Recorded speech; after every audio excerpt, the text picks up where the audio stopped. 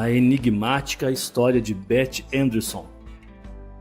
Por volta das 18h30 da noite de 25 de janeiro de 1967, Beth Anderson, nascida em 1937, estava na cozinha de sua casa na cidade de South Ashburn, estado de Massachusetts, juntamente com seus 7 filhos, mãe e pai, que se encontravam na sala de estar. Seu marido ainda estava hospitalizado devido a um acidente que havia sofrido há poucos dias.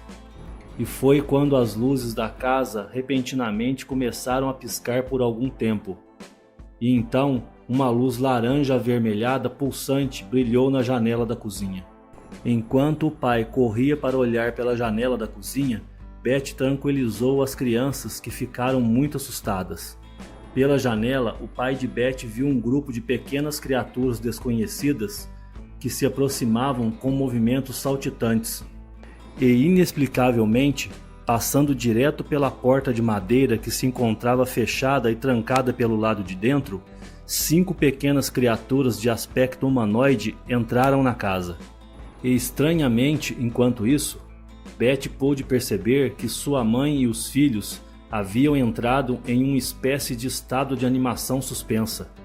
Enquanto uma das criaturas se comunicava telepaticamente com Beth, seu pai seria atendido por uma outra criatura. Ambos acreditam que uma das criaturas era o líder. Ele tinha cerca de 1,5 m de altura, enquanto os outros 4 tinham cerca de 1,20 m. Todos tinham grandes cabeças mais largas na parte superior e o queixo fino, os olhos grandes que lembravam os olhos de um gato, orelhas muito pequenas e narizes diminutos, e suas bocas eram fendas imóveis que lembravam marcas de cicatrizes. Todos vestiam o mesmo uniforme azul com um cinturão e levavam a insígnia de um pássaro afixada nas mangas. Eles usavam botas em seus pés e flutuavam ao invés de caminharem. Suas mãos tinham 3 dedos e só se comunicavam telepaticamente. Ao demonstrar preocupação com o bem-estar de sua família, as criaturas liberaram temporariamente sua filha de 11 anos, Beck, do estranho estado de inconsciência, para assegurar a Beth que ela estava bem. Assim, o susto inicial de Beth foi imediatamente acalmado por uma sensação de intensa amizade. Então Beth foi levada para fora da casa, até o interior de uma pequena nave pousada ao lado de uma colina que descia até o quintal. A espaçonave tinha cerca de 6 metros de diâmetro.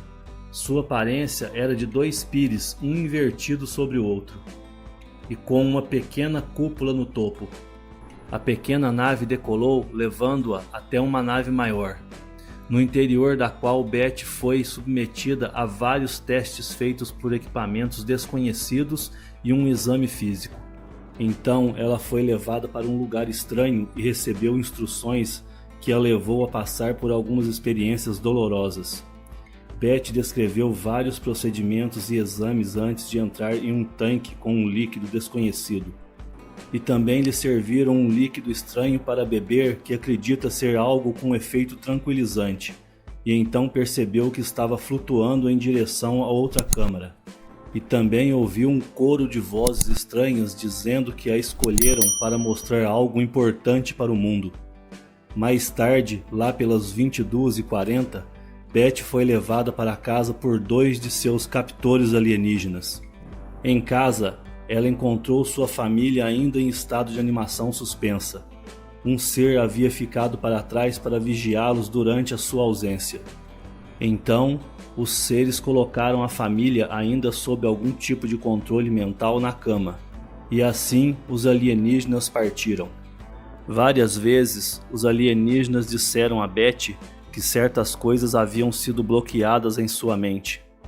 Ela foi instruída a esquecer os contatos e a sua experiência com OVNIs até a hora marcada. Ela conscientemente lembrou apenas de uma fração do estranho encontro. A falta de energia, a luz colorida piscando pela janela e os alienígenas entrando em sua casa. Beth, uma cristã devota, interpretou as criaturas como seres religiosos ou angelicais. O assunto dos OVNIs era em grande parte desconhecido para ela. Sua educação tinha sido limitada a 10 anos de escolaridade. Seus interesses básicos incluíam atividades familiares, religiosas e relacionados à comunidade. Só muito tempo depois, ela pensou em sua experiência como possível encontro com OVNIs. Em 1975, ela respondeu a um anúncio do pesquisador, o Dr. Allen Hynek. Ele estava solicitando para quem pudesse ter tido uma experiência alienígena que se comunicasse com a MUFON. A carta que ela enviou para Hynek foi rejeitada por ser muito bizarra para ser acreditada. Passaram-se 2 anos antes que sua história fosse investigada. O grupo de investigadores incluía um engenheiro eletrônico, um engenheiro aeroespacial e especialista em telecomunicações, um físico solar e um investigador de OVNIs. Os resultados dessa análise foram apresentados em um estudo de 528 páginas. O estudo basicamente afirmou que Beth e filha eram indivíduos sãos. Acreditando em sua experiência como apresentada, o rapto de Beth Anderson Luca é um caso que ainda é discutido hoje por investigadores de OVNIs. Segundo relatos da MUFON, ela trabalhou com o Dr. Raymond Fowler, usando a regressão hipnótica para liberar uma vida inteira de experiências de abdução. Essas sessões ocorreriam em fases e durariam do final da década de 1970 até meados dos anos 90. O caso também é intrigante, pois se confunde fortemente com fé e percepção religiosa. Talvez isso se deva à determinação de Beth em dar sentido aos eventos bizarros que parecem ter se desdobrado em torno dela a maior parte de sua vida. Sob hipnose, recordou que seu primeiro contato com seres alienígenas ocorreu em 1944, quando ela tinha apenas 7 anos de idade.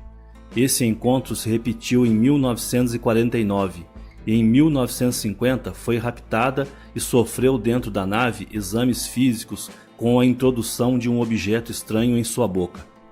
Em 1961, quando tinha 24 anos, ela encontraria um ser alto humanoide cinza na floresta, que ela acreditava ser um mensageiro do Senhor. Em 1977, ela foi avisada de que 2 de seus filhos teriam um final prematuro. Pouco depois, ambos morreram em um acidente de carro. Beth Anderson recordou sob hipnose que em uma abdução, os seres pequenos extraíram do interior do útero de uma mulher um pequeno feto. Beth descreve que os seres taparam a boca e o nariz do feto, inserindo-lhe umas agulhas metálicas nos ouvidos e na parte alta da cabeça. Posteriormente, cortaram as pálpebras do feto e introduziram-no em um cilindro com um líquido como se tratasse de uma incubadora. Os extraterrestres informaram a Beth que se viam na obrigação de fazer isto devido à humanidade estar ficando estéril.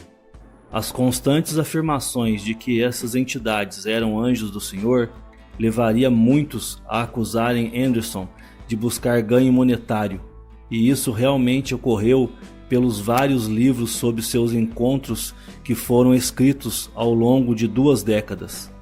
No entanto, muitos que estudaram o caso discordam.